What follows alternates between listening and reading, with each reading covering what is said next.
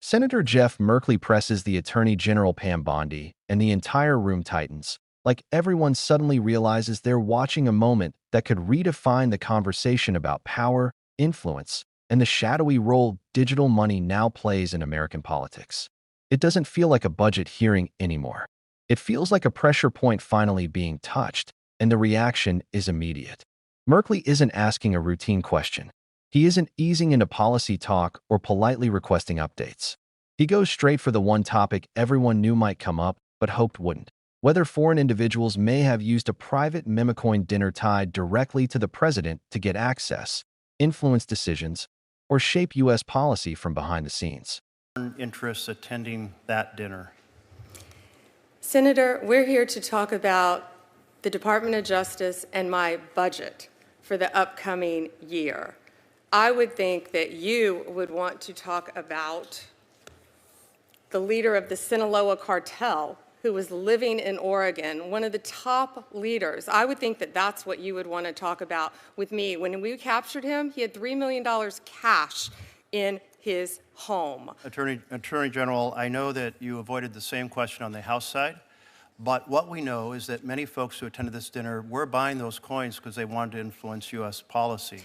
We had Mr. Javier Selgas, the head of Freight Technology, Inc., who said, I bought $2 million of these coins. I plan to buy $20 million because I want a favor from the president to change the policy regarding freight from Mexico to the United States.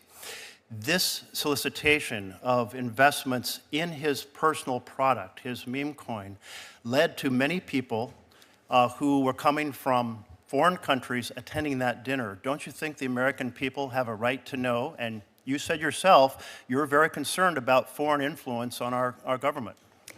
Senator, it is wildly offensive that you would accuse President Trump of not protecting American interest in our country when he is the president that has shut down our borders, unlike Joe Biden.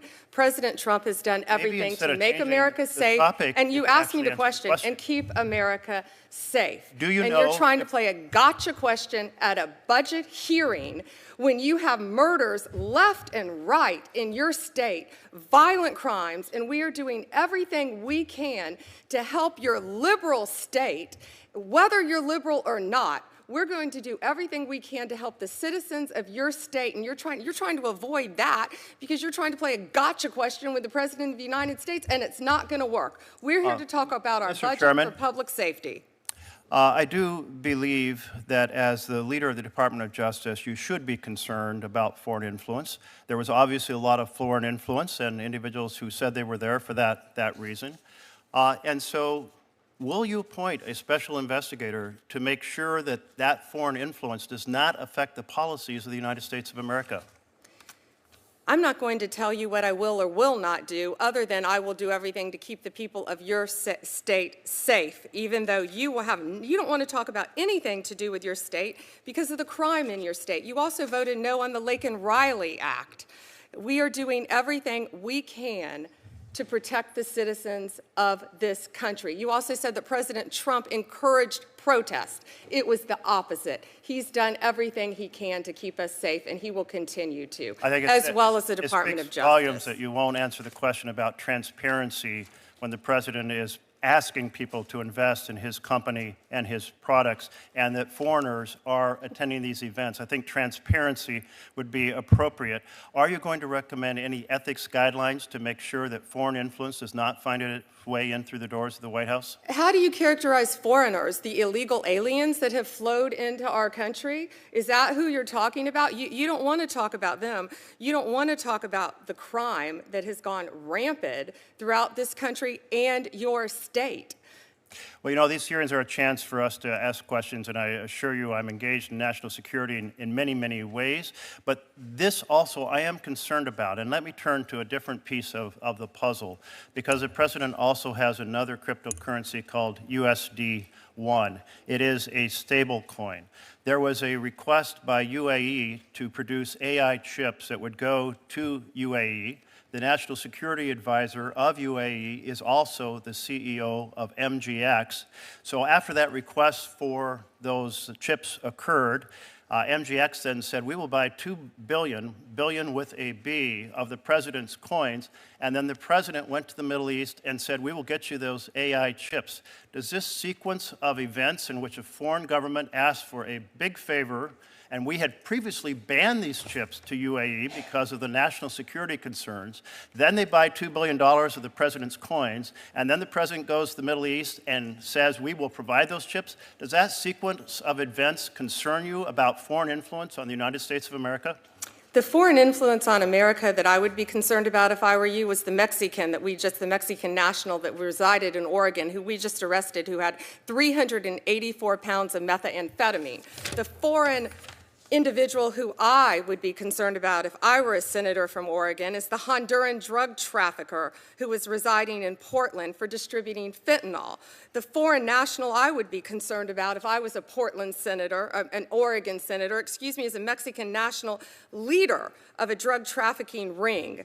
Another one, fentanyl, firearms, fatal overdoses, all in your state. You have made your point. 57,700 fentanyl pills and stolen firearms in Oregon. That's what we should work together on, not gotcha questions during a budget hearing. Let me recognize Senator Merkley. Thank you very much, Mr. Chairman. The Attorney General certainly has made the point that she's very concerned about issues that I'm concerned about as well regarding the security of this country.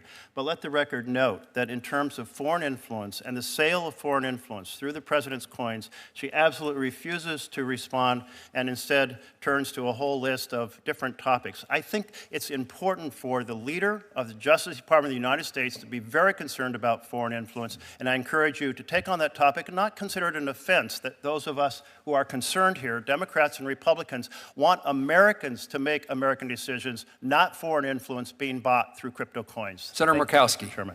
And the way the air shifts the moment he asks that question tells you everything. Bondi stiffens, not with calm professionalism, but with defensive heat. She calls the question offensive. She pivots instantly to crime in Merkley's home state. She tries to reframe the entire exchange into a political scolding, but all that does is highlight how pointed Merkley's question really is. Because what he asked wasn't complicated. It wasn't speculative in a reckless way. It was something any American would want to know. Were foreign interests present at a private event where the president met with individuals who bought large amounts of his personal digital currency? And if so, why? And here's what makes this moment so gripping. Merkley doesn't back off. Not for a second. He repeats the question. He expands it. He gives context. He lays out the details with a calm, steady intensity that makes it impossible to ignore.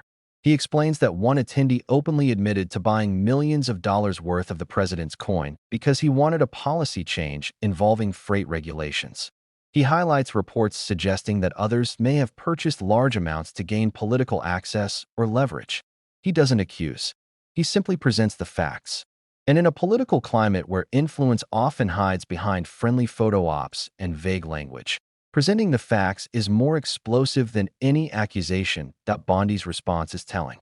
Not just because she refuses to answer, but because she chooses to reroute the conversation into unrelated territory, border issues, violent crime, fentanyl, anything except the central question. She attempts to turn Merkley's inquiry into an attack on her own state-level enforcement efforts, even though the question had nothing to do with that. But the more she pivots, the more it becomes clear why Merkley's question matters. Transparency doesn't crumble under pressure unless the answer itself is politically dangerous. Merkley presses again, this time widening the frame. He brings up a second cryptocurrency connected to the president, $1, a stablecoin. He outlines a sequence of events that sounds like a puzzle unfolding in real time. A foreign government asks the U.S. for access to AI chips previously banned from export because of national security risks. Shortly after this request, a UAE-linked company commits to buying billions of dollars worth of the president's stablecoin. Not millions, billions. Then, in a matter of weeks, the president travels to the region and signals willingness to provide the very chips that were previously restricted. Merkley lays it out slowly, deliberately. Not accusing. Not implying wrongdoing, just arranging the pieces on the table. And then he asks the one question that no government official should ever shy away from. Does this sequence concern you? Bondi refuses to bite. She dodges again, turning to crime statistics from Oregon, drug trafficking cases, and unrelated incidents. But each pivot doesn't just avoid the question, it reinforces it. Because every time she swerves, viewers can feel the gap widening between what's being asked and what's being answered. And in that gap sits the real story, a potential vulnerability in U.S. politics that digital currency may be widening faster than anyone expected. What Merkley is really illuminating, and what makes this hearing so riveting, is how technology is changing the game of political influence. Cryptocurrency isn't just an investment tool. It's borderless, anonymous, fast. It moves without the traditional oversight that regulates banks, lobbyists, and corporate donations. It creates new pathways for influence that the old rules simply weren't built to detect. And if foreign individuals can buy large amounts of a president's personal coin and then gain direct access to high-level events, doesn't that deserve scrutiny? Doesn't that warrant a transparent answer? Merkley clearly thinks so. And so do many viewers. Because influence, when it hides behind polite conversation and financial complexity, becomes even more dangerous. History is full of examples where foreign actors tried to shape American decisions, funding think tanks, influencing lobbying groups, even planting narratives through intermediaries. But crypto introduces a new frontier where financial leverage can appear as just investment, where access can be purchased through digital wallets instead of formal channels. Merkley's determination exposes a truth the public rarely sees. Congressional hearings aren't just about answers. They're about reactions, hesitation, deflection, patterns of avoidance. When an official refuses to answer a straightforward question again and again, that silence becomes its own form of testimony. And that's exactly what happens here. Every time Bondi refuses to address whether foreign individuals attended that dinner, the silence grows heavier. Every time she avoids acknowledging how billions in stablecoin purchases might create foreign leverage, the implications deepen. Another senator steps in near the end and says plainly what everyone has already realized. Bondi's refusal to address the foreign influence question is not a misunderstanding. It's a choice. And that choice sends a message. When the head of the Justice Department cannot, or will not, comment on potential foreign influence in proximity to presidential financial products, the public is left to wonder why.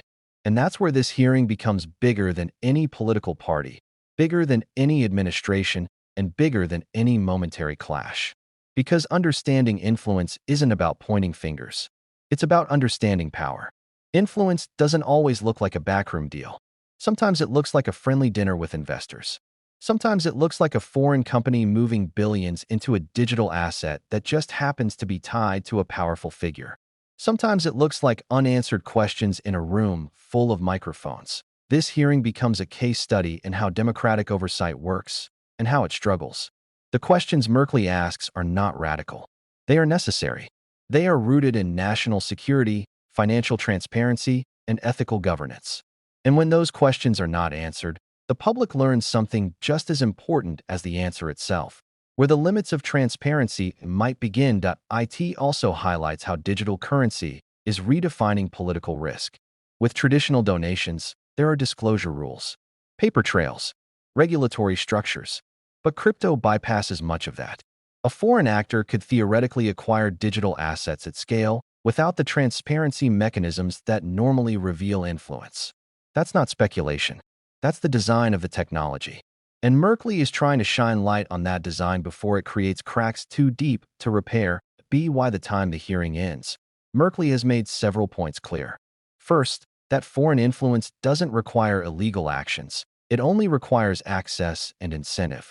Second, that digital currencies tied to political figures introduce a new category of risk most Americans haven't even considered. And third, that evasion at the highest levels of government is itself a warning signal. Bondi emphasizes crime, border issues, and other threats, but none of those topics answer the question at the heart of the exchange. And that's why this moment stays with you long after the microphones go silent. Because this hearing isn't about political drama. It's about understanding how modern power works, how influence travels, how oversight struggles to keep up with innovation, and how critical transparency is when financial tools evolve faster than the laws meant to regulate them. For viewers, the takeaway is simple but profound. Be vigilant. Pay attention not only to what leaders say, but to what they refuse to say. Understand that political influence often hides in financial details, technological loopholes, and personal networks. And recognize that the future of national security may involve digital wallets just as much as military hardware or traditional intelligence. And if you want deep breakdowns that go beyond the headlines, revealing how these hearings work, what officials are really signaling, and how emerging technologies are shaping political power in real time. Make sure to subscribe, like the video, and turn on notifications so you never miss an episode. We'll keep following the threads, exposing the moments that matter, and explaining the unseen forces shaping decisions at the highest levels.